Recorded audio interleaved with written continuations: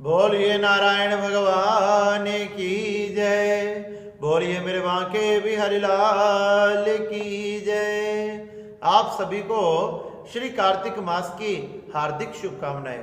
श्री सुजी महाराज शौनकादिक 88,000 ऋषियों को कार्तिक मास का 9वां अध्याय श्रवण करवाते हैं।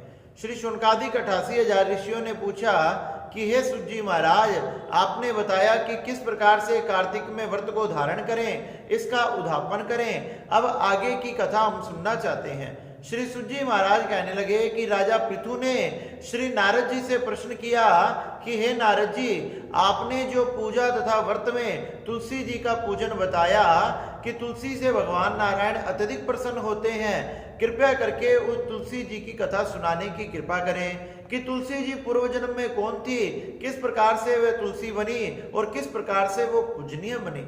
जब श्री नारद जी राजा पृथु से कहने लगे, एक बार भगवान शंकर के दर्शन करने के लिए इंद्र तथा बृहस्पति गए। इंद्र तथा बृहस्पति के मन में विचार हुआ कि हमने कैलाशपति भूतनाथ भगवान शिव शंकर के दर्शन करने चाहिए। उनके दर्शन के लिए वह कैलाश पर्वत की तरफ जाने लगे। जैसे ही कैलाश पर्वत की तरफ जाने लगे तो भगवान शंकर के मन में आया कि मैंने अपने इन भक्तों की परीक्षा लेकर देखना चाहिए।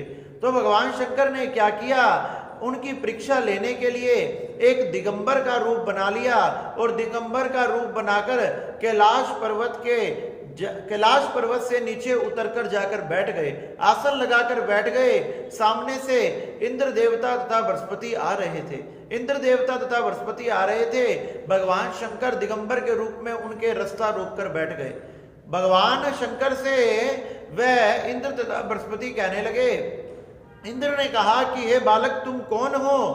क्या तुम जानते हो कि भगवान शंकर कैलाश पर्वत पे हैं या नहीं है? उस दिगंबर ने कोई जवाब नहीं दिया। इंद्र ने बार बार प्रश्न किया कि क्या तुम जानते नहीं मैं देवराज इंद्र हूं, देवताओं का राजा हूं, त्रिलोकी का स्वामी हूं, स्वर्ग का अधिकार मेरे पास है, फिर भी तुम मेरे बात का उत्तर नहीं देते। अनेक प्रकार से इंद्र उस दिगंबर को कहने लगे कि हे दिगंबर, मुझे शीघ्र बताओ कि भगवान शंकर है या नहीं तो हमारे रास्ते को छोड़ दो, हमारे रास्ता रोक कर क्यों बैठे हो। इस प्रकार से जब उन दिगंबर ने कोई भी प्रश्न का उत्तर नहीं दिया, ना रास्ते से हटे, तो इंद्र को क्रोध आ गया। इंद्र कहने लगे, अब तुम्हें मेरे क्रोध से कौन बचा पाएगा। जैसे ही इंद्र ने अपना हाथ ऊपर किया, इंद्र के हाथ में वज्र प्रकट हो गया।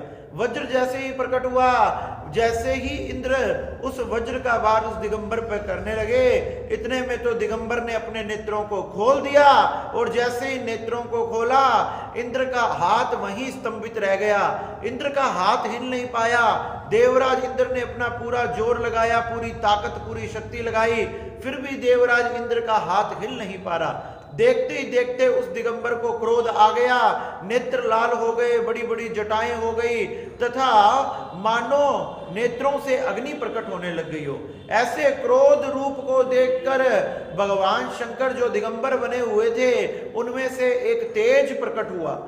जैसे ही इंद्र ने देखा कि ये तेज हमें जलाकर भस्म कर देगा, देवगुरु बृहस्पति ने देखा कि ये तेज तो इंद्र को खत्म कर देगा और मेरे को भी खत्म कर देगा, ये कौन है, ये कोई आम पुरुष नहीं हो सकता। इतने में ही देवगुरु बृहस्पति जी ने अपने नेत्रों को बंद किया और नेत्रों को बंद करके देखा, अरे ये तो साक्षात भगवान शिव शंकर हैं। जैसे ही पता लगा भगवान शिव शंकर है, चरणों में प्रार्थना करने लगे कि हे महादेव हमारी रक्षा करो, हे दीनानाथ आप हमारी रक्षा करो। आप तो भक्तों की रक्षा करने वाले हो, भक्तों के जीवन को सार्थक करने वाले हो, आप हमारी रक्षा करो। इस अग्नि वाले तेज से, जो अग्नि से तेज प्रकट हुआ है, इससे हमारी रक्षा करो, नहीं तो इंद्र के प्राण निकल जाएंगे। ऐसे बार बार जब बृहस्पति जी ने और इंद्र ने प्रार्थना करी तो भगवान शंकर जो दिगंबर के भेष में थे वो प्रसन्न हो गए। कहने लगे कि हे बृहस्पति, मैं तुम्हारी प्रार्थना से, स्तुति से प्रसन्न हूं, लेकिन जो मेरे नेत्रों से ये तेज प्रकट हो चुका है, ये अब निरर्थक नहीं जा सकता। इसलिए अब तुम्हारी रक्षा के लिए मैं इसे क्षीर सागर में डाल देता हूं। इस प्रकार से इंद्र भगवान ने और बृहस्पति जी ने जब भगवान शंकर के चरणों में प्रार्थना करी तो भगवान शंकर ने उस तेज को क्षीर सागर में डाल दिया तथा इंद्र तथा बृहस्पति को दर्शन दिए।